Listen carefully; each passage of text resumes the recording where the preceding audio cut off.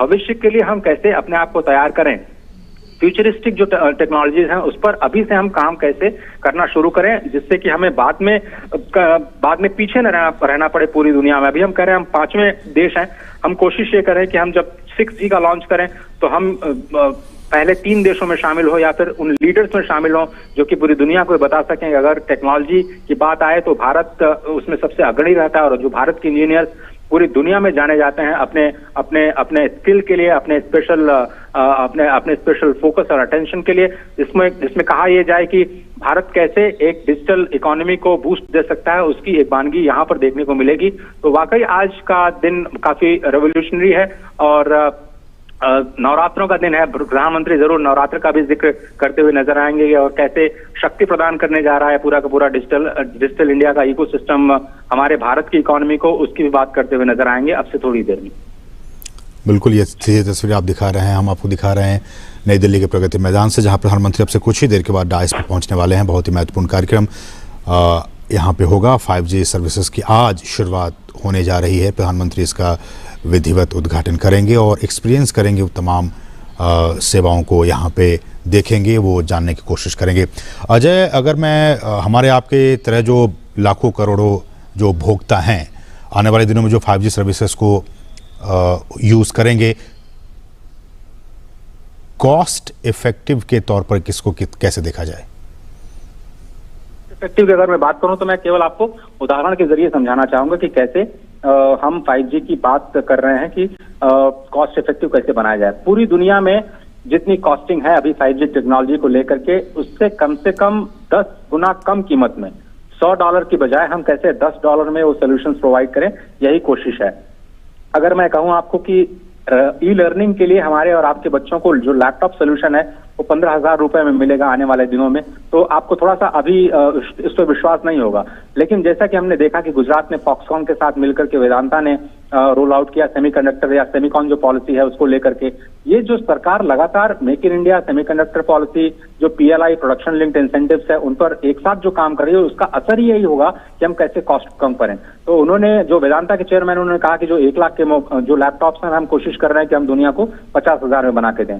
आज जो हमारी बात हो रही थी जियो फाइबर में, जियो का कहना है कि जो बच्चों को लैपटॉप, जो एजुकेशन लैपटॉप्स हैं वो 15,000 रुपए में देना चाहते हैं। हो सकता है इसमें 8 से 12 महीने का वक्त लगे, लेकिन हम ऐसी उम्मीद कर सकते हैं कि अगले 10 सालों में ये पूरा का पूरा जो इकोसिस्टम है वो देश के हर स्कूल में पहुंच जाएगा, जहां पर आपको बच्चों को एक लो कॉस्ट सोल्यूशन पढ़ाई करने के लिए मिल पाए। इसी तरह से हम हेल्थ केयर की बात कर रहे थे, तो हेल्थ केयर में अगर आप 5,000 रुपए महीने में एक पूरे गांव के लिए एक एम्बुलेंस की व्यवस्था कर सकते हैं जिसमें एक टेलीमेडिसिन की सारी सुविधाएं मौजूद हों, तो उसको आप लो कॉस्ट कह सकते हैं। इसी तरह से जो टेलीकॉम जो इक्विपमेंट्स हैं, मिसाल के तौर पर मोबाइल, तो मोबाइल कैसे हम 5G जो मोबाइल्स हैं अभी करीब 20,000 रुपए से स्टार्ट होंगे। अगर आप 5G का इस्तेमाल करना चाहते हैं तो आप 5G मोबाइल पे आपको जाना पड़ेगा, और 5G को कैसे वो अडॉप्ट कर पाए उसके लिए। लेकिन अब कोशिश ये की जा रही है कि 10,000 12,000 रुपए में वो मोबाइल इक्विपमेंट्स को भी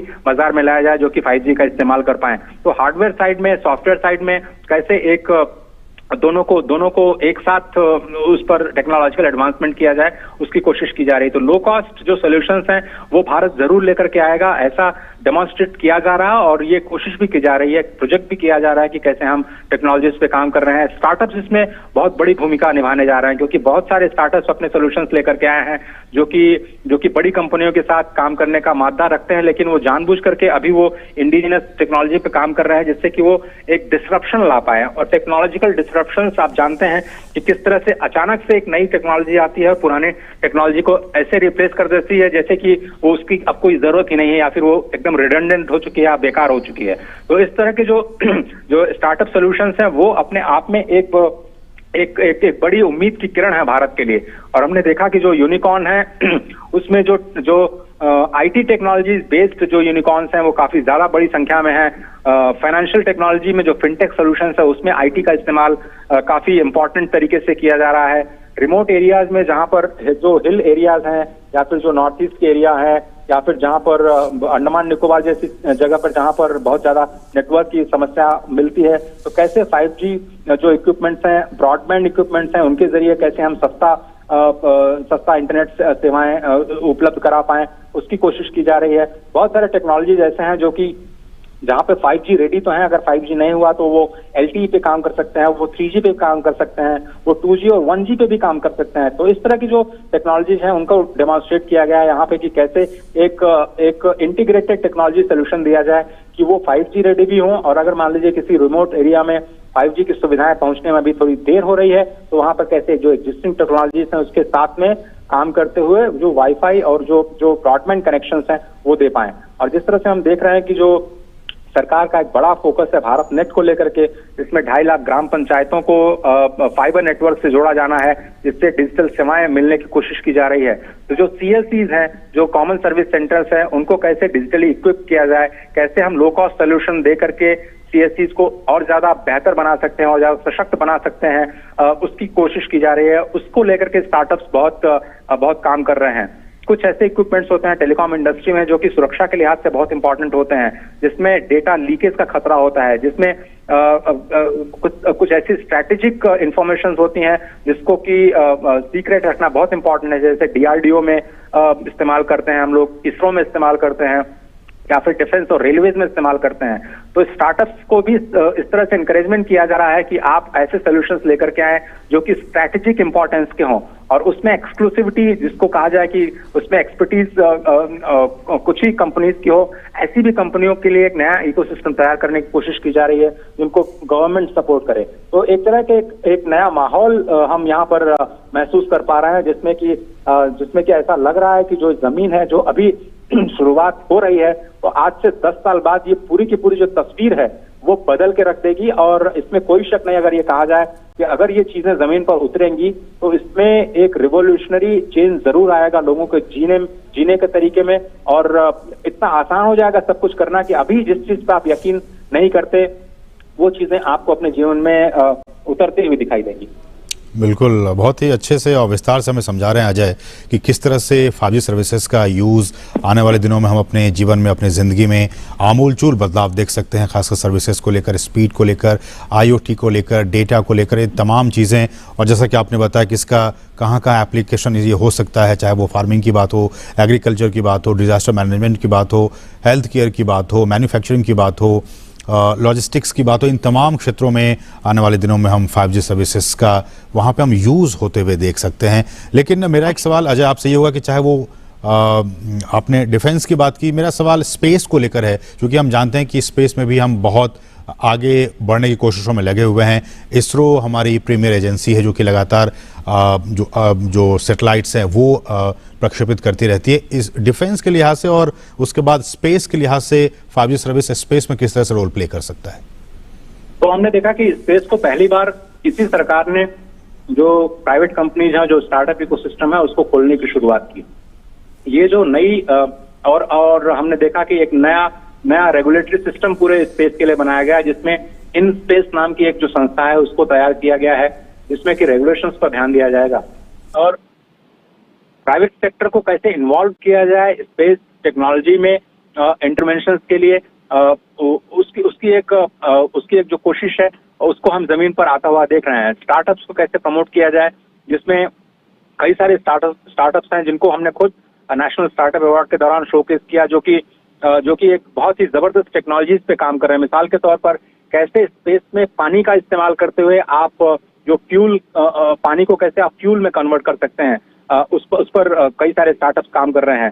कैसे स्पेस लॉन्चिंग के लिए आप रॉकेट्स का, लो कॉस्ट रॉकेट्स का निर्माण कर सकते हैं, उस पर हमारे जो स्टार्टअप्स हैं वो काम कर रहे हैं। तो ये एक बहुत ही रेवोल्यूशनरी कहते हैं समय कह सकते हैं आप स्पेस सेक्टर के लिए, जिसमें जो निजी क्षेत्र की कंपनियां हैं, जो स्टार्टअप कंपनियां हैं, उनको खोला गया है कि ये केवल इसरो का या फिर सरकार का, इसको कहा गया कि ये मोनोपोली नहीं होगा, यहाँ पे कंपटीशन होगा और जो सॉल्यूशंस हैं उसके लिए जो निजी कंपनियां हैं अगर सॉल्यूशन देना चाहती हैं तो उनको ये कंडीशन एनवायरनमेंट दिया जाएगा। तो अब ये माना जा सकता है कि जो सॉल्यूशंस है, मिसाल के तौर पर कम्युनिकेशंस के लिए अगर छोटे सैटेलाइट्स को आपको भेजने हैं, या फिर आपके छोटे रेडियो नेटवर्क के लिए अगर आपको सैटेलाइट छोड़ने हैं, या फिर मौसम के लिए आपको एक मौसम के पूर्वानुमान के लिए अगर आपको इस्तेमाल करना है सैटेलाइट सिस्टम का, तो उसको आप कैसे लॉन्च कर सकते हैं इस्तेमाल करते हुए नई टेक्नोलॉजीज का।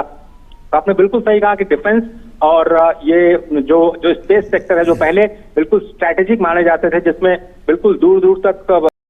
Ladies and gentlemen, good morning. My hearty congratulations to DOT and COAI for organizing the 6th edition of the India Mobile Congress. I can wholeheartedly say today that as Indian telecom industry, what we have demonstrated, I feel very proud. And to both COAI and DOT, I can say that we are now ready to take leadership, and the Indian Mobile Congress should now become the Asian Mobile Congress and the Global Mobile Congress.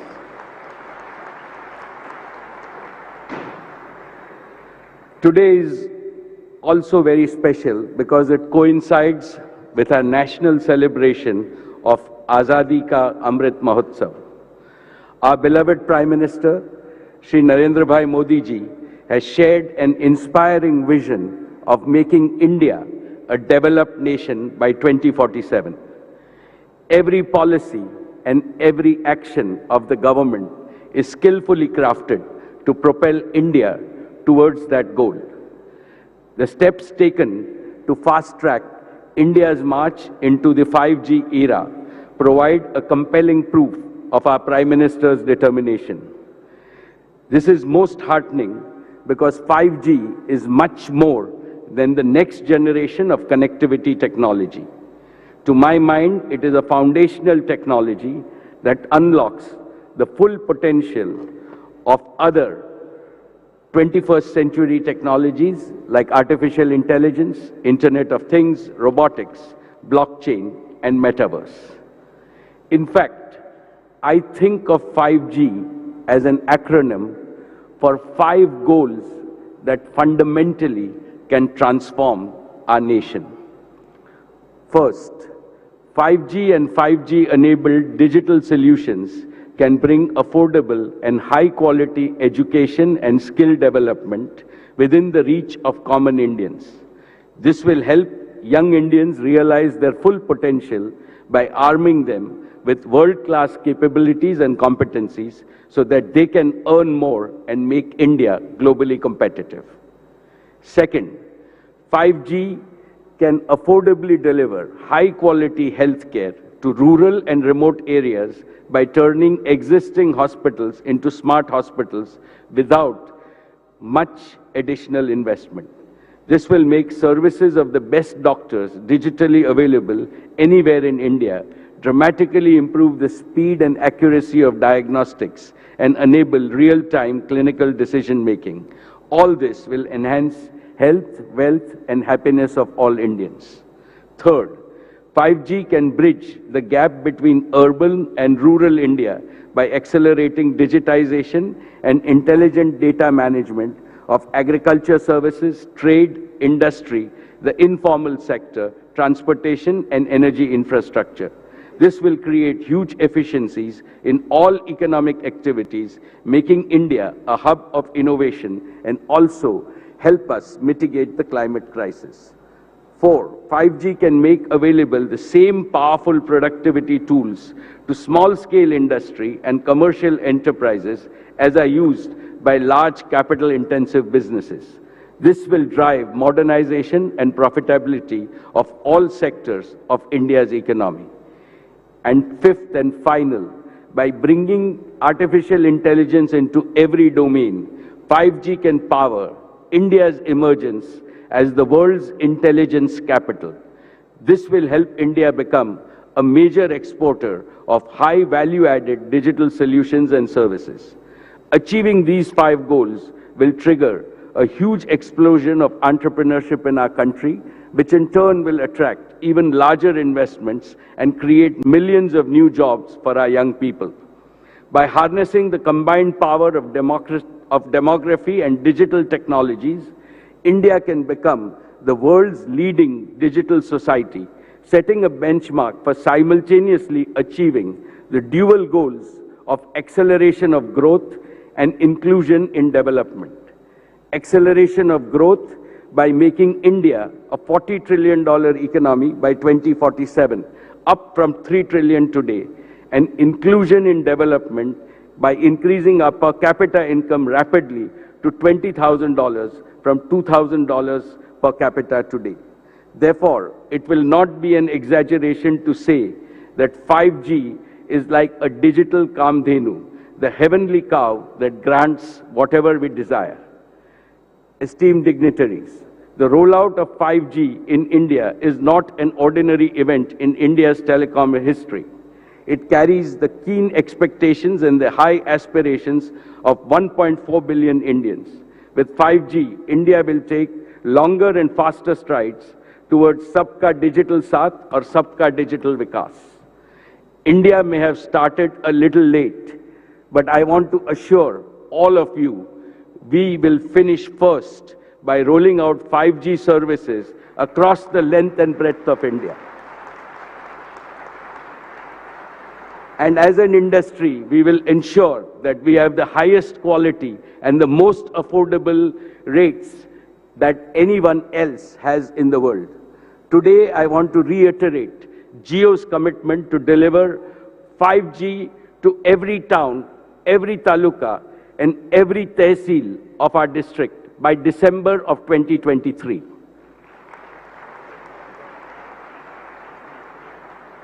Most of Jio's 5G is developed in India and hence carries the stamp of Atmanirbhar Bharat.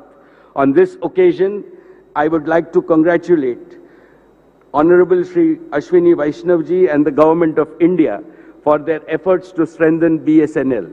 A strong BSNL will bring the balancing presence of a government entity in this very strategic sector.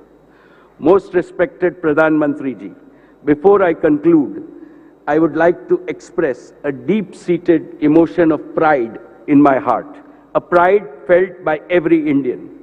Your leadership has raised India's prestige, profile, and power globally like never before.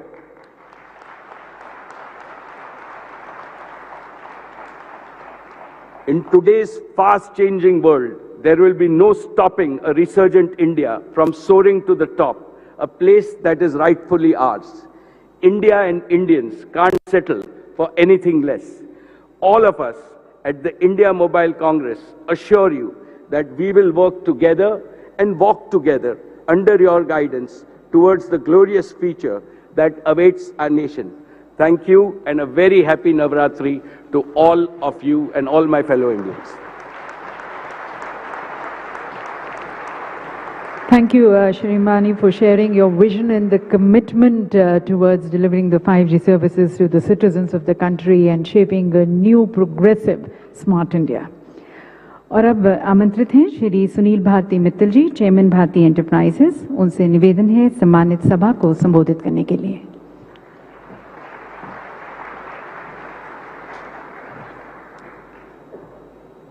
आदरणीय प्रधानमंत्री लोकप्रिय मोदी जी, श्री अश्विनी वैष्णव चौहान जी, secretary telecom, मेरे industry के साथी मुकेश अंबानी जी, कुमार बिरला, मेरे पुराने हमसफ़र राजीव चंद्रशेखर जो यहाँ आज मौजूद हैं, डिस्टिंग्विश्ड गेस्ट और बहुत सारे लोग यहाँ पे जो पिछले कई दशकों से मेरे साथ टेलीकॉम में चले हैं, उन सबका आज स्वागत है।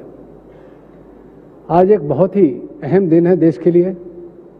एक नए युग की शुरुआत होने जा रही है और मेरा ये मानना है कि इस युग की शुरुआत जो ये 75वीं साल की आज़ादी की अमृत महोत्सव के टाइम पे हो रही है, हमारे प्रधानमंत्री जी के कर कमलों से ये एक देश में नई जागरूकता लाएगी, एक नई एनर्जी लाएगी और इससे जैसे अभी मुकेश ने भी बताया कि बहुत सी नई अपॉर्चुनिटीज़ हमारे देशवासियों के लिए खुलेंगी।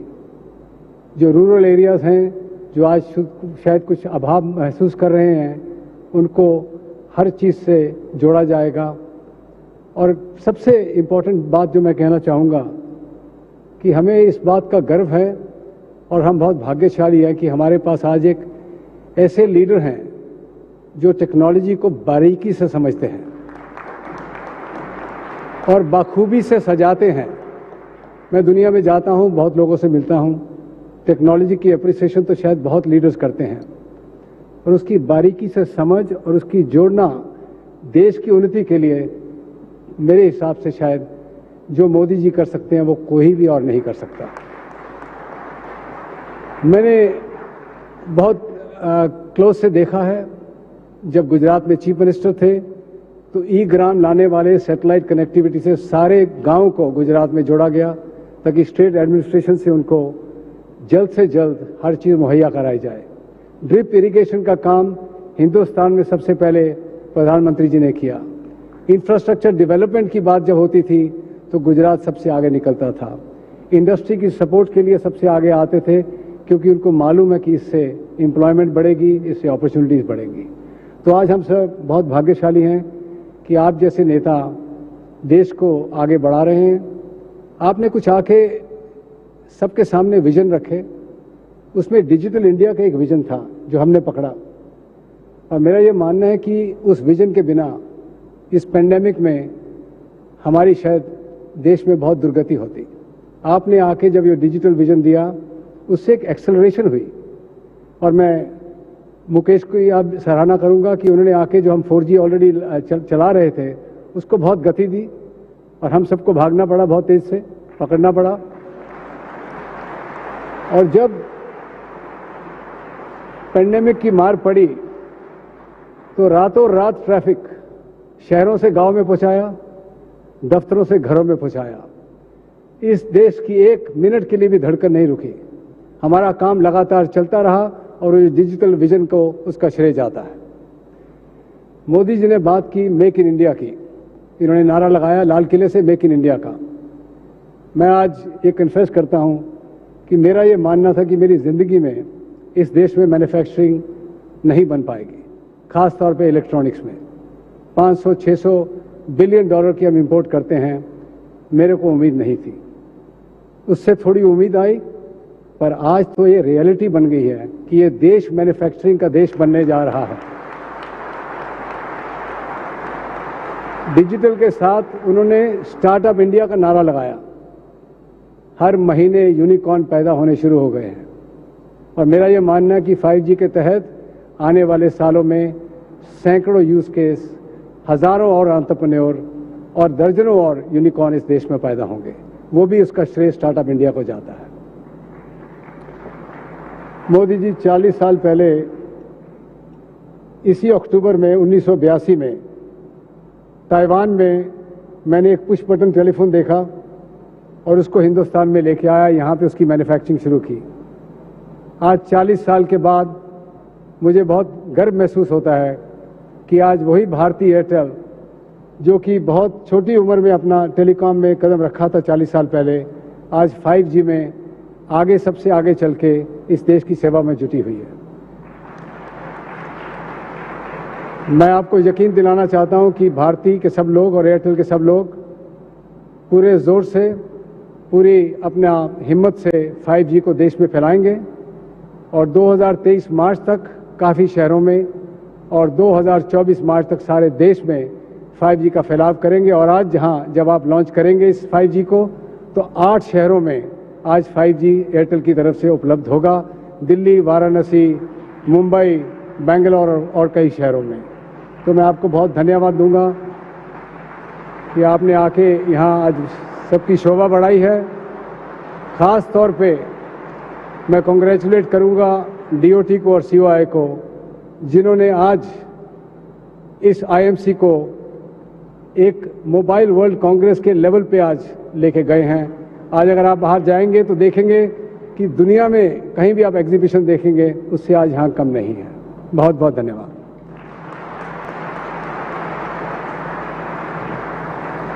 बहुत बहुत धन्यवाद सर। देश और देश के विकास की तरफ समर्पित आपकी भावनाओं, आपकी कोशिशों और विशेष रूप से 5G सर्विसेज की तरफ जो आपको सभी को ले जाने की तरफ जो कोशिश है, उसके बारे में हमें जानकारी देने का। और अब आमंत्रित करते हैं प्रोग्रेसिव आइडियाज और विजन श्री कुमार मंगलम बिरला जी की, chairman Aditya Birla group.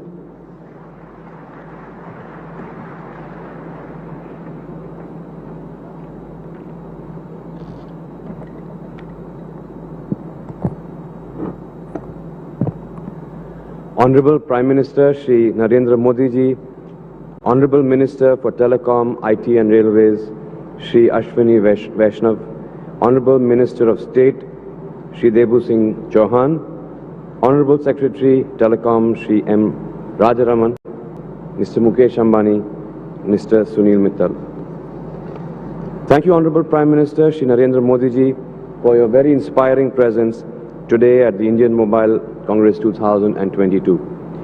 It is on the back of your vision and leadership that we will today witness a generational leap in technology.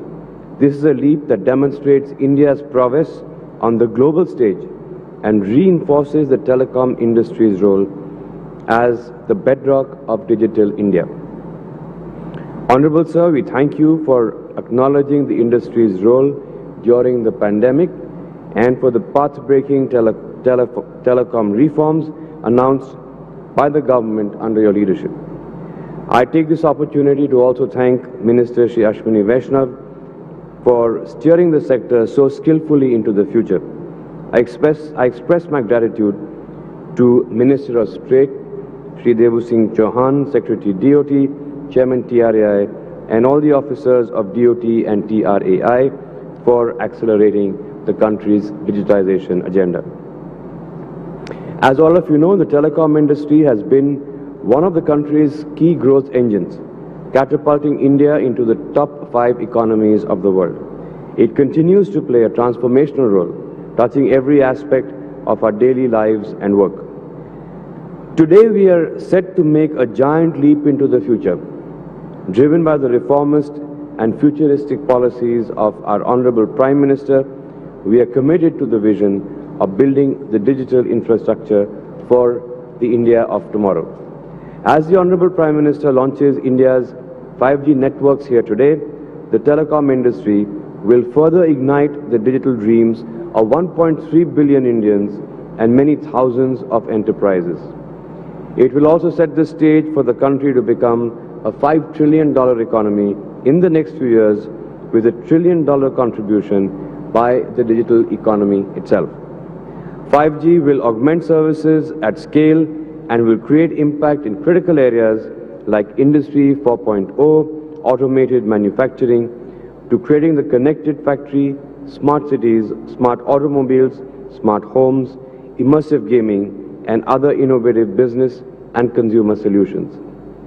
5G will also accelerate immersive education, remote health, and smart agriculture to enable inclusive growth and prosperity in rural India, thus realizing the PM's philosophy of benefit to Antyodaya. The Honorable Prime Minister's vision, global influence, as well as enabling government policies and platforms such as Gati Shakti and Make in India will play a crucial role in catalyzing the required investments into our sector. Sir, your government has made critical policy interventions, boosting investor confidence in the sector, and as we move into the 5G era, we hope to receive continued policy support to drive the 5G revolution in this digital decade. Vodafone Idea is committed to taking India on this new pace of the country's digital journey. We have 240 million citizens connected to our networks, with 50% of them in rural India. Our networks have been constantly upgraded to be capable of smooth and swift migration to 5G. Having taken concrete steps for the 5G ecosystem development, 5G use cases for Indian enterprises and consumers, and acquisition of 5G spectrum in a very well-designed auction, we will soon begin the 5G rollout journey.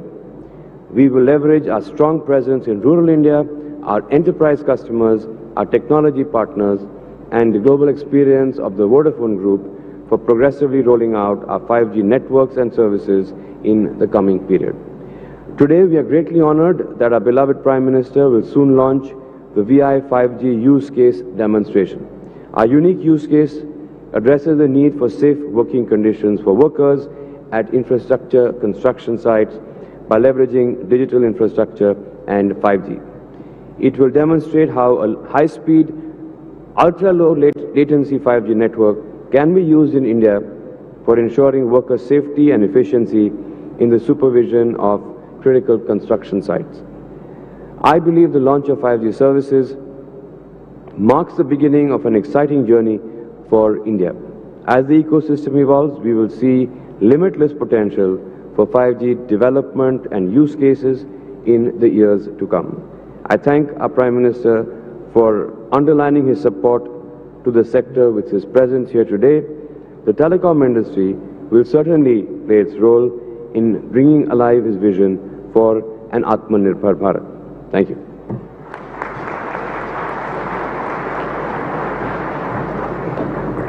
Thank you, sir, for giving us a sneak peek into the world of 5G with your address, and thank you also for your commitment.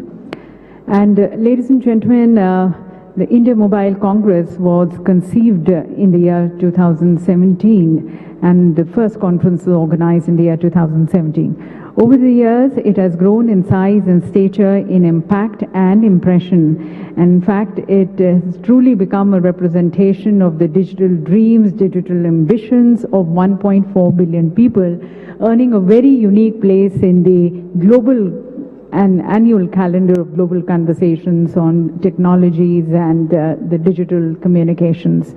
And today, as we open IMC 2022, we all stand very excited to engage, encapsulate and experience this new digital universe, which is just about to open and ready to engage and explore.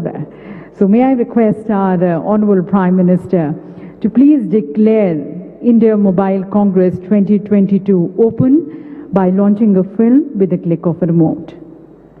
माननीय प्रधानमंत्री जी से निवेदन है कि remote का button दबाकर IMC 2022 को launch करें।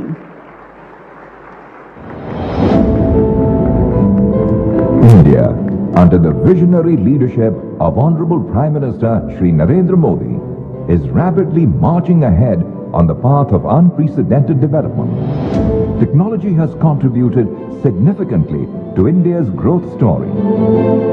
Digital India has been an enabler in transforming sectors, bringing positive change in the lives of people, providing government services to the last person and empowering the unempowered. India's mighty IT sector is for global good. India's strength lies in developing low-cost, innovative, inclusive and sustainable solutions that further ease of living for people. As India is taking new resolutions in this Amrit Kaal of independence, it is the beginning of a new chapter in this decade of India. Today, we herald a new era of technology, innovation and growth, led by the vision that strives to create a difference in the lives of every citizen of the country. एक नया विश्व तैयार हो रहा है, भारत उसे आगे बढ़ाने के लिए, और मैं साफ देख रहा हूं दोस्तों, ये डेकेड मानव जांच के लिए डेकेड का समय है, टेक्नोलॉजी का डेकेड है। 5G, a vision of our Honorable Prime Minister Shri Narendra Modi, is a technology mission.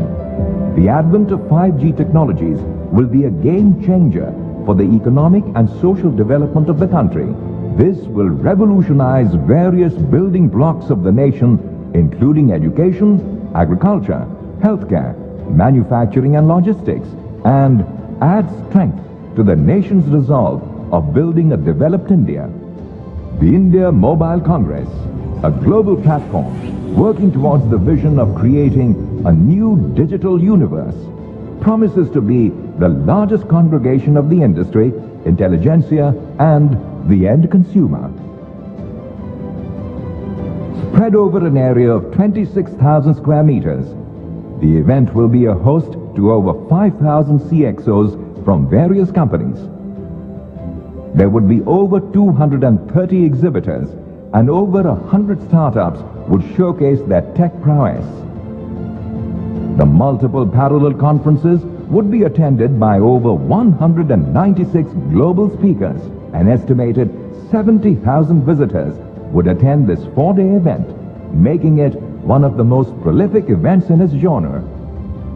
The India Mobile Congress 2022, a global platform for a global vision. And now, ladies and gentlemen, a world of unlimited possibilities and opportunities is just about to begin. Ladies and gentlemen, we have been all eagerly waiting for this moment जब देशवासियों को माननीय प्रधानमंत्री जी के कर कमलों द्वारा 5G की एक विशेष सौगात मिलने जा रही है। तो मैं माननीय प्रधानमंत्री जी से निवेदन करना चाहूंगी कि वे रिमोट का बटन दबाकर 5G सर्विसेज का लोकार्पण करें।